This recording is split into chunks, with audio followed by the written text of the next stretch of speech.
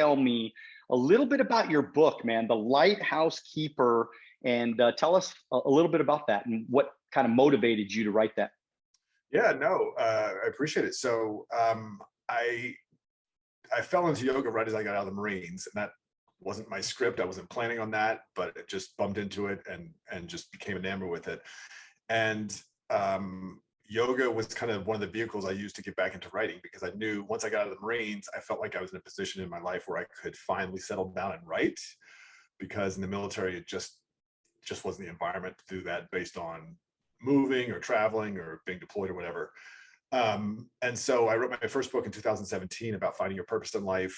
And in one of the chapters in the book, and it's something actually I pulled from a yoga class, was I went to my students and I said, you know, your mind is like an ocean, and that's where all your memories are, all your people you've ever met, everybody's in your mind, and your awareness is like a lighthouse.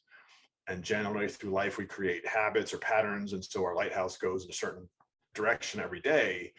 But through the discipline and practice of willpower, through meditation, through focus, we can start to direct the lighthouse to where we want it to go, so we can start to shape and design the life we want. So I wrote that into my first book, and it stuck with me. I knew it felt good. And then about 18 months later, I watched a YouTube video on a Hindu monk who basically said the exact same thing. He didn't use the lighthouse analogy, but he said your mind is this blank space where all your memories are, and your awareness is this bulb of light that just goes anywhere in it. And I just realized, oh my God, he's talking about the lighthouse keeper.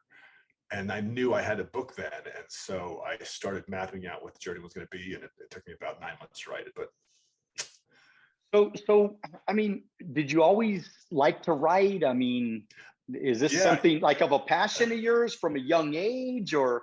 Yeah, no, I did. So believe it or not, I was, I came out of the womb a romantic. I still remember to this day, my first kiss. This girl named Mimi Taco knocked me over a cardboard stone wall. We were playing in a castle in kindergarten, and she knocked me over and fell on top of me and gave me a kiss. And I was probably writing poems to girls when I was 7 or 8.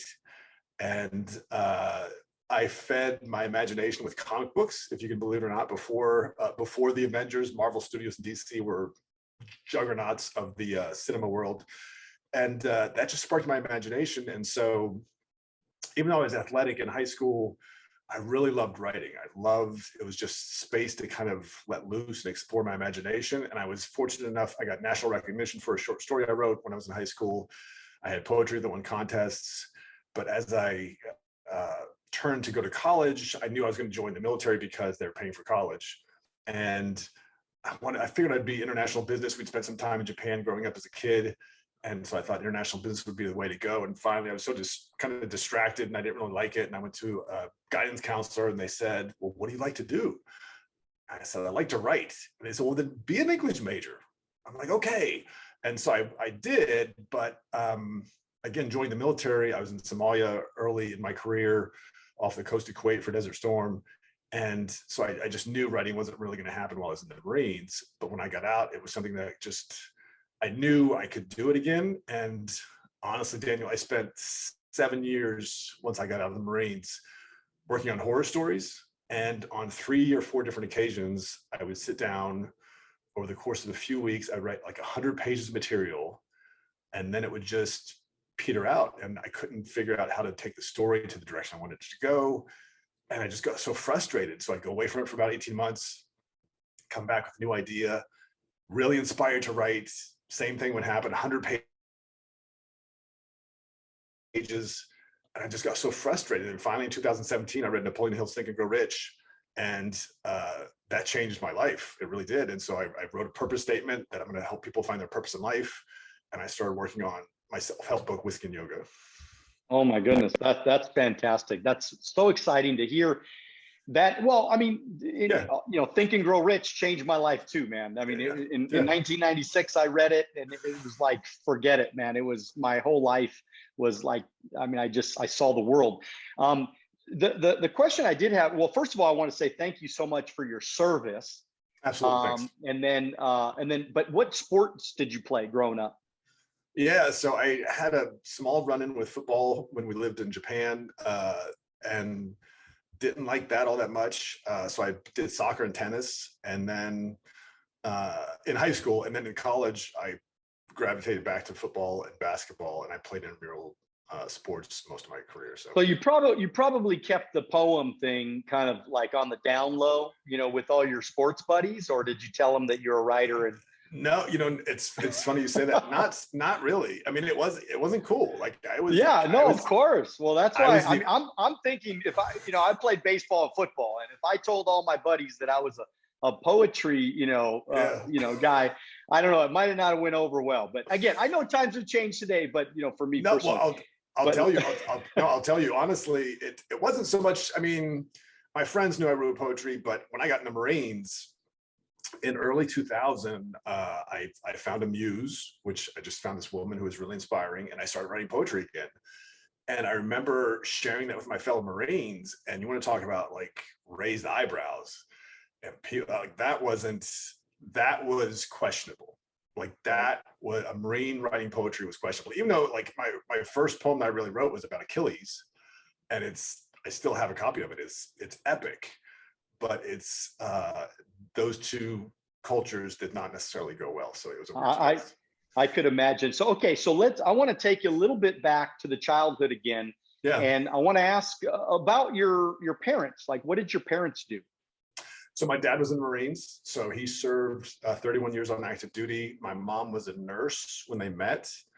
And then because we moved every 2 or 3 years, she got into a space where she would do kind of retail, and there might be shops where the military base we'd live. So when we lived in Japan, for example, she worked at a jewelry shop, and so she would travel to the Philippines or to Taiwan or Thailand to get jewelry and then bring it back for people to buy. But that was it. And then when my dad got out in 91 and went, or 1990, and jumped into corporate America too. So a lot of people say that when you are a military brat, I guess they're called, right? And you move around a lot. And I mean, looking back, I mean, do you feel like that was good or bad, or what are your feelings about that? Yeah, it's a great question. And it's something that it took me a while to reconcile, because initially I didn't learn to temper my expectations with friendships and relationships. And what I mean by that is, as a kid, you don't know. So you throw yourself into these relationships, and then 2 or 3 years later, you're like, oh, we're leaving and I'm never going to see you again. And that was so hard. And it was just, I didn't like that. And even though, I've come back to a place of peace with it, where like I look back, and the fact that in 1979, I lived in Japan. I know it's ancient history for some people, but I lived in Japan when so few people had that opportunity and experience, that I got the exposure to Eastern philosophy and Eastern culture that was unprecedented, really. And so I was really grateful for it.